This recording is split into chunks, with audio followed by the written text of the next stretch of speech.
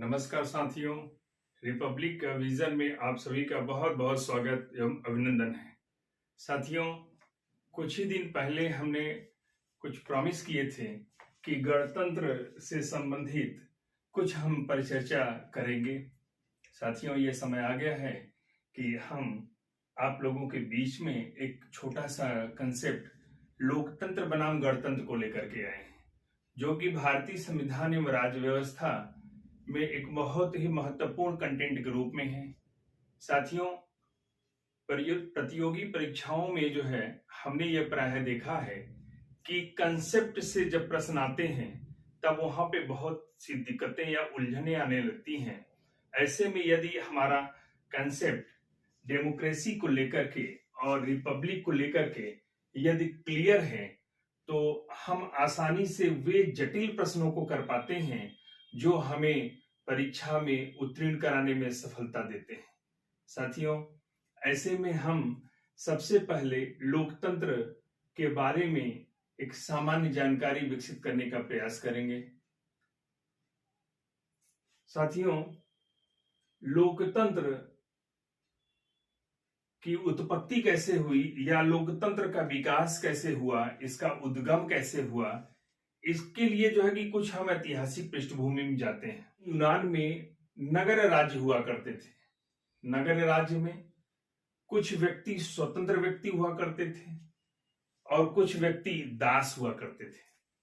तो जो स्वतंत्र व्यक्ति हुआ करते थे वे राजनीतिक क्रियाकलापों में भाग लेते थे, या ऐसे कहें कि राजनीतिक निर्णयों में उनकी भागीदारी होती थी, लेकिन दासों की नहीं होती थी।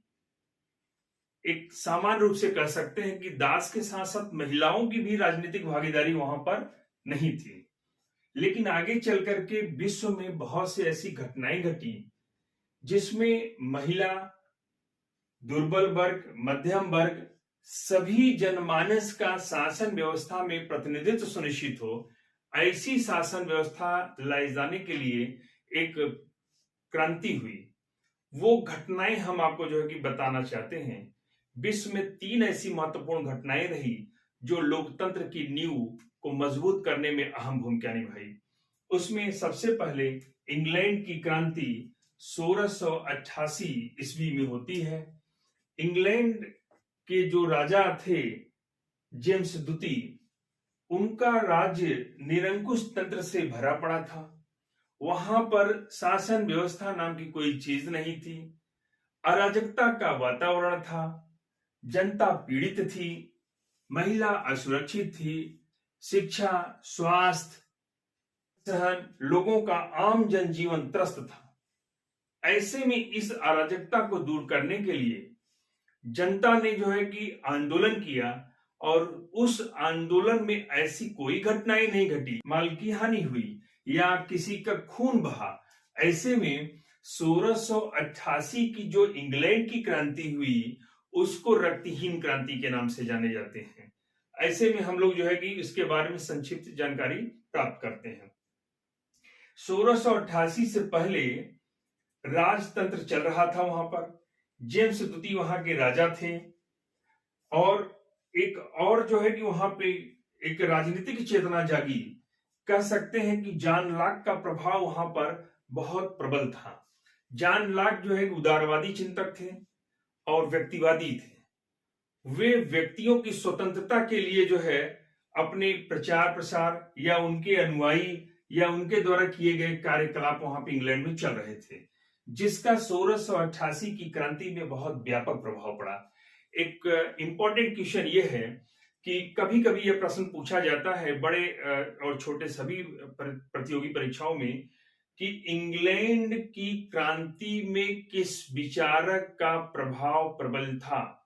उसमें आ जाता है हाब्सबर्ग रूसो। तो उसमें से जो सबसे सटीक उत्तर होगा वह होगा जॉन लॉक का। अब आगे देखें। जनता ने यह तय किया कि निरंकुश तंत्र की समाप्ति करके उनकी पुत्री मेरी और उसके पति विलियम को राजा बनाया जाए, और ऐसा ही हुआ। जनता की सहमति से मेरी और विलियम वहां पे जो है कि उनका राज्याभिषेक हुआ। क्राउन प्राप्त किए। ऐसे में कह सकते हैं कि जनता ने जो है इस प्रकार का वहां पे आंदोलन किया कि राजा स्वयं से अपनी पराजय को स्वीकार कर लिए। इसी कारण जो है कि यहां पर रक्तहीन क्रांति हुई। जब जनता ने मेरी और विलियम का राज्याभिषेक किया, ऐसे में जो है कि राजतंत्र का तो प्रादुर्भाव हो गया, राजतंत्र तो समाप्त हो गया, लेकिन इसके स्थान पर एक नया शब्द आया, संवैधानिक राजतंत्र।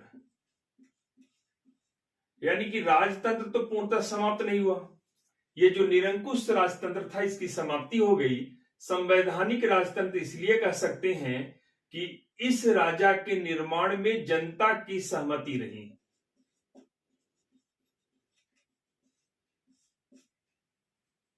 अब आगे देखते हैं हम लोग। एक चीज और आपको बता दें कि इंग्लैंड की क्रांति से कितने प्रश्न बन सकते हैं। एक तो पहला कि इंग्लैंड की रक्तहीन क्रांति कब हुई, 1688 में। दूसरा कि वहां पे निरंकुश राजा कौन था जिनके विरुद्ध आंदोलन हुआ, तो जेम्स द्वितीय। फिर तीसरा कि जेम्स द्वितीय को हटाकर जनता ने किसका राज्याभिषेक किया, तो उनकी पुत्री जेम्स द्वितीय की पुत्री मेरी और उसके पति विलियम का। तीसरा प्रश्न बनता है कि विश्व का वह कौन सी शासन व्यवस्था है जहां पे कि संवैधानिक राजतंत्र है, तो उसका सर्वश्रेष्ठ उदाहरण है ब्रिटेन। दूसरी महत्वपूर्ण घटना, हम अमेरिका में चलते हैं। अमेरिका इंग्लैंड का उपनिवेश था। इंग्लैंड के विरुद्ध अमेरिकी जनता ने वाशिंगटन के नेतृत्व में 1776 में आंदोलन किया और विजय प्राप्त की। विजय के उपरांत अमेरिका के 13 अलग अलग राज्यों ने आपस में मिलकर कैसे हुई है, या कहीं कहीं इसको डेमोक्रेसिया भी बोलते हैं, जिसका अर्थ है जनता का शासन। चर्चित परिभाषा अमेरिका के पूर्व राष्ट्रपति अब्राहम लिंकन का है, जिन्होंने कहा है कि लोकतंत्र जनता का, जनता के लिए और जनता के द्वारा किया जाने वाला शासन है। जनता अपना प्रतिनिधि स्वयं चुनती है। लोकतंत्र में जनता अपना प्रतिनिधि स्वयं चुनती है और सरकार का निर्माण करती है। और जैसे ही सरकार का निर्माण की तो सरकार के 3 अंग होते हैं, कार्यपालिका, विधायिका और न्यायपालिका। विधायिका कानूनों का निर्माण करती है, कार्यपालिका उसी कानून को लागू करती है और न्यायपालिका उस कानून की न्यायिक समीक्षा करती है। अब देखें, लोकतंत्र में प्रतिनिधि शासन व्यवस्था होती है, यानी कि प्रतिनिधियों के माध्यम से शासन चलाया जाता है। प्रतिनिधियों के माध्यम से जब शासन चलाया जाएगा तो वहां पर उत्तरदायी शासन व्यवस्था का निर्माण होता है, यानी सरकार जो है जनता के प्रति उत्तरदायी होती है। अब देखिएगा, जब सरकार जनता के प्रति उत्तरदायी होगा तो एक चीज और बातें यहां पर निकल कर आती हैं कि यहीं पर लिखित संविधान होगा। लिखित संविधान भी होगा। हालांकि ब्रिटेन, इसका अपवाद है, वहां पे लिखित संविधान नहीं है, लेकिन वहां पे पूर्णतः लिखित नहीं है, अंशतः लिखित है और ज्यादातर चीजें वहां पर परंपरा के आधार पर चलती हैं। लेकिन फिर भी वहां पे कहा जाता है कि वहां ब्रिटेन का कोई लिखित संविधान नहीं है। दूसरी तरफ हम आते हैं गणतंत्र, रिपब्लिक। इसका सामान्य सा अर्थ है कि सरकार का जो प्रमुख होगा, हेड ऑफ स्टेट जो होगा, वह वंशानुगत न होकर जनता द्वारा चुना जाएगा। अर्थात प्रत्येक सरकारी पद बिना किसी भेदभाव के नागरिकों के लिए खुले होंगे। जब कोई भी व्यक्ति वहां का कोई भी अधिकारी बन सकता है, मंत्री बन सकता है, प्रधानमंत्री बन सकता है, राष्ट्रपति बन सकता है, यानी कि कोई वंश परंपरा के आधार पर यह नहीं कहा जाएगा कि राजा का बेटा ही राजा बनेगा। एक कोई व्यक्ति प्रधानमंत्री हो गया तब उसका आने वाली पीढ़ियां ही प्रधानमंत्री बनेंगी ऐसा नहीं है। लोकतंत्र में यानी कि फिर गणतंत्र में देखें कि गणतंत्र का अर्थ यही है कि जो हेड ऑफ स्टेट होगा उसका निर्वाचन होगा और जनता वहां की जो है उनका निर्वाचन करेगी। जनता निर्वाचन दो तरह से कर सकती है, या तो डायरेक्ट कर सकती है या इनडायरेक्ट कर सकती है। भारत में और अमेरिका में दो देशों का कंपेरिजन हम करते हैं। भारत में अपने हेड ऑफ स्टेट का निर्वाचन जनता अप्रत्यक्ष रूप से करती है, यानी कि प्रतिनिधियों के माध्यम से करती है। लेकिन अमेरिका में जो है कि देखें कि जनता वहां हेड ऑफ स्टेट यानी कि राष्ट्रपति का निर्वाचन डायरेक्ट करती है। तो ऐसे में देखें दोनों को एक बार फिर से हम संयुक्त रूप से समझ लेते हैं। लोकतंत्र यानी कि जनता का शासन, जनता के द्वारा किया गया शासन, यानी कि प्रतिनिधियों के माध्यम से शासन सत्ता का निर्माण, और जो शासन यहां पे है वो जनता के प्रति उत्तरदायी होता है। लोकप्रिय शासन का निर्माण होता है लोकतंत्र में। दूसरी तरफ देखें गणतंत्र, इसका मतलब है कि सरकार का जो प्रमुख है, राज्य का जो प्रमुख है, उसका निर्वाचन होगा आम जनता के द्वारा, चाहे प्रत्यक्ष रूप से चाहे अप्रत्यक्ष रूप से। यानी कि राष्ट्रपति जो है वो वंश परंपरा की परिपाटी नहीं होगी।